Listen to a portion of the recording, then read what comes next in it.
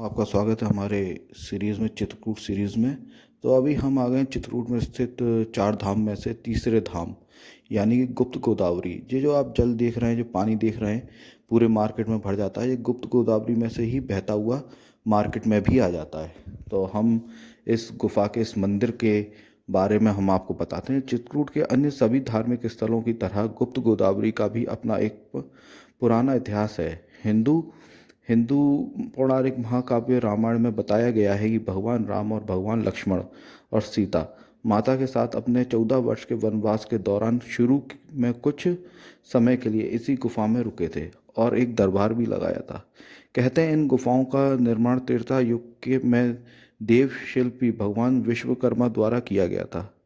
गुप्त गोदावरी गुफाएं। प्रथम गुफा गुप्त गोदावरी मंदिर दो रहस्यमयी गुफाओं में प्राकृतिक रूप से निर्मित है, जिसमें एक गुफा लंबी है। माना जाता है इन गुफाओं बहुत ऊंची और चौड़ी है, जिसका प्रवेश द्वार काफ़ी सकरा है, और दूसरी गुफा उससे छोटी है। कोई कई वर्ष पहले प्रकृति ने अपने चमत्कार से बनाया था। जब हम बड़ी गुफा में घुसते हैं तो एक अद्भुत शांति का अनुभव होता है। गुफाओं की दीवारों एवं सीढ़ियों पर लाइट की पर्याप्त व्यवस्था की गई है, और जब यहाँ पर हम घुसते हैं इसके अंदर, तब वो चेतावनी भी लिखी हुई है कि आप दीवारों पे हाथ ना लगाएं, क्योंकि क्या है, लाइट और पंखे वगैरह चलाने के लिए उसके अंदर बिजली के तार गए हैं, तो हो सकता है कि करंट लग जाए। इस गुफा में आपको राम दरबार देखने के लिए मिलता है।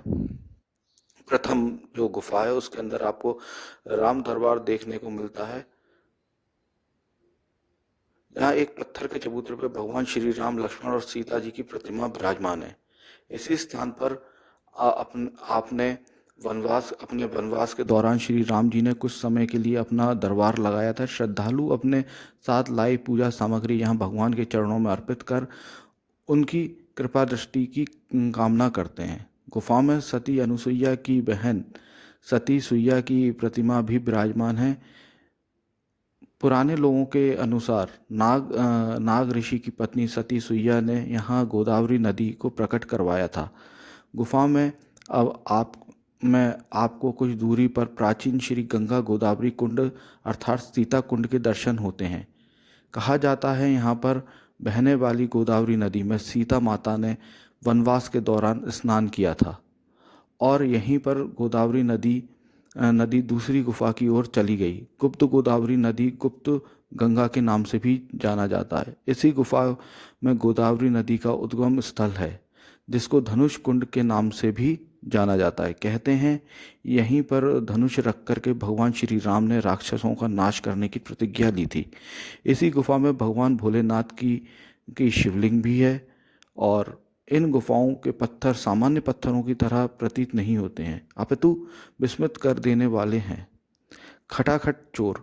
यहाँ पर आपको एक खटाखट का भी मंदिर दिखाई देता है। खटाखट चोर की कथा इस प्रकार है। इस गुफा में आपको एक ऐसा स्थान भी दर्शन होते हैं जहाँ आपको माता सीता के पदचिन्ह एवं उसके समीप ही ऊपर की ओर हवा में लटकी हुई एक विशाल शिला के दर्शन होते हैं। कहते हैं ये शिला दुष्ट राक्षस मयंक का शरीर है, जो एक श्राप के कारण पत्थर की शिला में परिवर्तित हो गया था।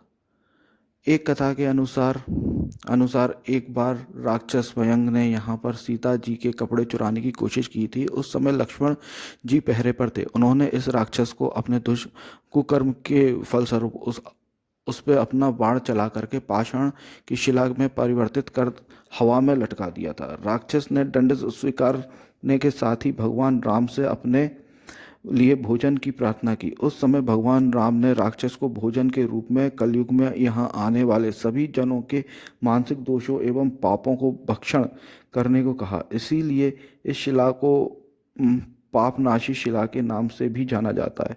कहते हैं कुछ 40-50 लाख वर्ष पूर्व इस शिला को बांस से हिलाने पर इसमें खटखट की आवाज़ आने के कारण इसको खटाखट चोर कहा जाने लगा। बड़ी गुफा के बाहर नीचे की ओर उतरकर श्रद्धालु दूसरी गुफा की ओर जाते हैं। डिस्क्लेमर। यहाँ ये मुहैया सूचना सिर्फ मान्यताओं और जानकारी पर आधारित है। ये बताना जरूरी है कि all in one print Saxena किसी भी तरह की मान्यता जानकारी की पुष्टि नहीं करता है। किसी भी जानकारी या मान्यता को अमल में लाने से पहले संबंधित विशेषज्ञ की सलाह लें।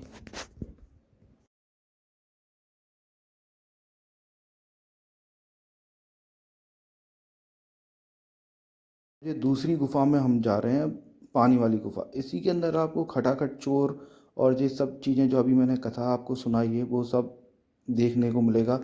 और मैं आपको बताऊं कि जैसे कि हम पहली प्रथम गुफा में गए थे, वहाँ पे आपने राम सीता जी का जो दरबार देखा था।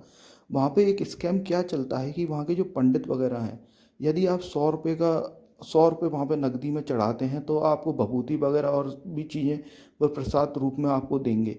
अपितु आप यदि 1-2 रुपये 10 रुपये आप वहाँ पर चढ़ा देते हैं तो वो आपको चिरौंजी दाने आपको दे देंगे। मेरे ये नहीं समझ में आता है कि मतलब ऐसे हिंदू देव स्थलों पर इस तरीके के स्कैम चलते हैं।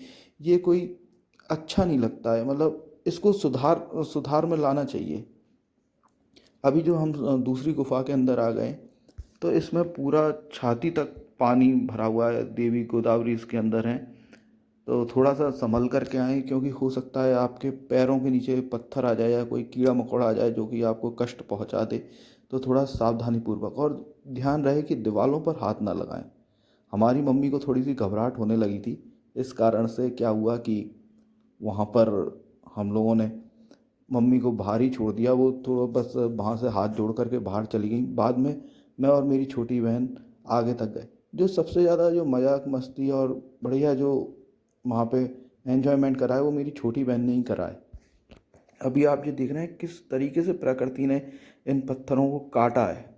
ये भी एक अद्भुत करिश्मा है प्रकृति का, नेचर का, कि इसमें आप देख रहे होंगे कि कितना सकरा रास्ता है ये, कि एक एक व्यक्ति ही निकल सकता है। गुफा में पहली बार में 20 जने ही उतारे जाते हैं और 20 जनों को आने दिया जाता है। फिर जब ये वाला जत्था ख़त्म हो जाएगा उसके बाद में दूसरी एंट्री मिलेगी। तो यहाँ पर कहीं पर भी आप देव स्थलों पर घूमने के लिए आएँ, बड़ी शांति से और अपने विवेक का सही इस्तेमाल करते हुए आएँ। अब ये देख रहे हैं आप, आगे और भी सकरा होता चला जा रहा है रास्ता।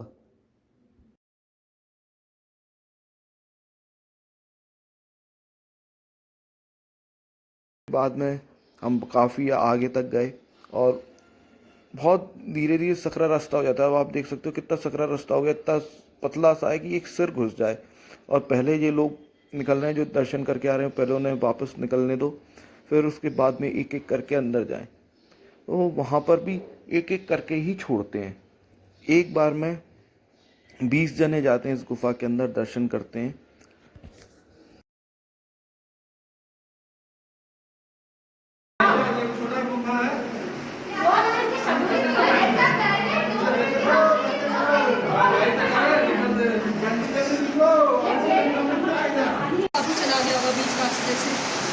पापा जी इधर देखिए, पीछे पीछे मुड़ के देखिए, वेरी गुड।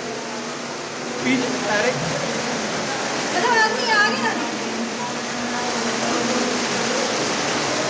पीछे देखिए, स्माइल।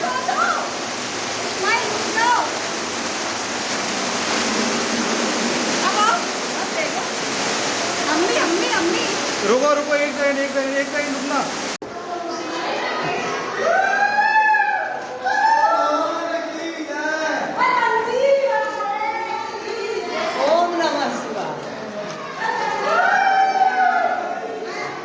अब हमारा लो, अभी हमारे लो, ठीक है ले लो।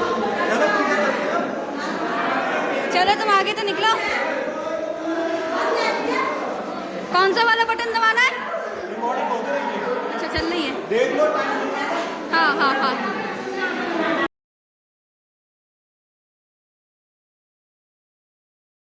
गोदावरी में अंदर दर्शन करने के बाद में काफ़ी सारी मस्ती करने के बाद में जब हम बाहर निकले तब हमने एक चित्रकूट के अंदर एक नया स्टार्टअप यहाँ पे गोदावरी पे इन्होंने स्टार्ट किया हुआ है। नाम मैं आपको बता देता हूँ क्या नाम है, नाम आप सामने पढ़ सकते हैं। जिनका नया स्टार्टअप है, इनकी लस्सी और छाछ और चाय तीनों बहुत ही शानदार थी।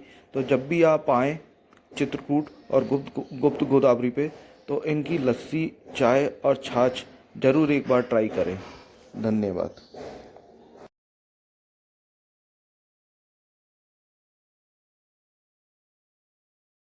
थर्ड एपिसोड के लिए हमारे साथ में बने रहिएगा हमारी चित्रकूट सीरीज़ में, और all in one Prince Saxena को लाइक शेयर सब्सक्राइब जरूर करें। और साथ ही मैं आपको बता दूं, यदि आप अपने घर में बेहतरीन क्वालिटी का वाटर आर ओ सिस्टम लगवाना चाहते हैं तो हमें 8357923244 पर कॉल करें। हमारी सर्विसेज ऑल ओवर इंडिया में है। हम बेस्ट क्वालिटी का RO आपको देते हैं। हमारी कंपनी का नाम है अक्षता एक्वा। फ़ोन नंबर है 8357923244 पर। धन्यवाद। लाइक शेयर सब्सक्राइब जरूर करें।